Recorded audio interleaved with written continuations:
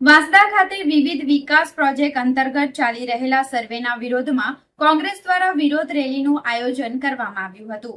આ રેલીમાં સ્થાનિક ધારાસભ્ય અનંત પટેલના નેતૃત્વ હેઠળ મોટી સંખ્યામાં લોકો જોડાયા હતા। રેલી વાંસદા સ્થિત હનુમાન મંદિરથી શરૂ થઈને મામલતદાર કચેરી સુધી પહોંચી હતી, જ્યાં ઉગ્ર વિરોધ નોંધવામાં આવ્યો હતો।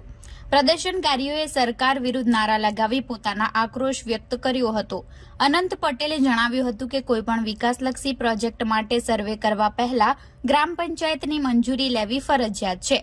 પંચાયતની પૂર્વ મંજૂરી વગર કરવામાં આવતા સર્વેનો કડક વિરોધ કરવામાં આવશે। તેમણે વધુમાં જણાવ્યું કે મંજૂરી વગર સર્વે કરવામાં આવતી એજન્સીઓને ગામમાં પ્રવેશવા દેવામાં નહીં આવે। આ પ્રસંગે રાજ્યપાલને સંબોધીને વાંસદા મામલતદારને આવેદનપત્ર આપવામાં આવ્યું હતું, જેમાં ગામ લોકોની માંગણીઓ અને વિરોધની નોંધ લેવામાં આવી છે। અનંત પટેલે ચીમકી આપી હતી કે સ્થાનિક લોકોની સંમતિ વગર 1 પણ ઇંચ જમીન કોઈને આપવામાં નહીં આવે અને જરૂર પડે તો આંદોલન વધુ ઉગ્ર બનાવવામાં આવશે। વાંસદા તાલુકાના દરેક ગામોમાં કોઈક ને કોઈક પ્રકારનું સર્વે થઈ રહ્યું છે। એના વિરોધમાં તાલુકા કોંગ્રેસ સમિતિની આગેવાનીમાં હનુમાનજી મંદિરથી મામલતદાર ઓફિસ સુધી અમે રેલી કાઢીને આવેદનપત્ર આપ્યું છે। અમારી માંગણી એ છે કે અલગ અલગ પ્રકારના સર્વે કરવામાં આવે છે અને એ અલગ અલગ પ્રકારના સર્વે ગ્રામસભાની પૂર્વ મંજૂરી વગર ન કરવામાં આવે। જો ગ્રામસભાની પૂર્વ મંજૂરી ન લેવામાં આવે તો અમે ગામમાં કોઈ પણ સર્વે એજન્સીને ઘૂસવા દેવાના નથી। આજ રોજ વાંસદા મામલતદાર કચેરી આવેદનપત્ર આપવા માટે જે ચોરવણી પીલવા ડુંગર ઉપર જે સર્વે માટે ગયેલા અને ત્યાંના લોકો સાથે ઘર્ષણ થયું અને પોલીસે ખોટા કેસો પણ દાખલ કર્યા છે।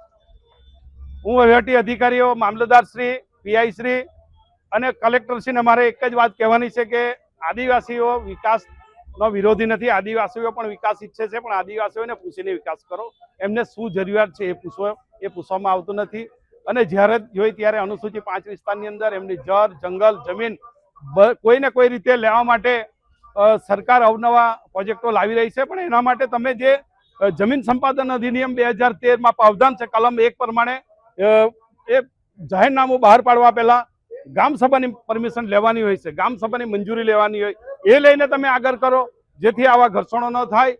અને આદિવાસીઓએ નક્કી કરી લીધું છે કે અમારા વિસ્તારમાં હવે 1 ઇંચ જમીન અમે આપવાના નથી, કારણ કે એ જમીન બચાવનારા જ આદિવાસી છે, જંગલનું રક્ષણ કરનારા જ આદિવાસી છે, પાણી બચાવનારો જ આદિવાસી છે, એટલે એમને એમ કોઈ 1 ઇંચ જમીન આપવાના નથી, એ આદિવાસીએ નક્કી કરી લીધું છે। સરકારને ફરીથી આપના માધ્યમથી ચેતવું છો કે તમે આવા કોઈ પ્રોજેક્ટ લઈને આવો તો પહેલા ગ્રામસભા પેશા પ્રમાણેની ગ્રામસભામાં એમને લઈ જાઓ અને ગ્રામસભાની મંજૂરી લઈને આગળ કામ કરો, એમાં કોઈને વાંધો નથી।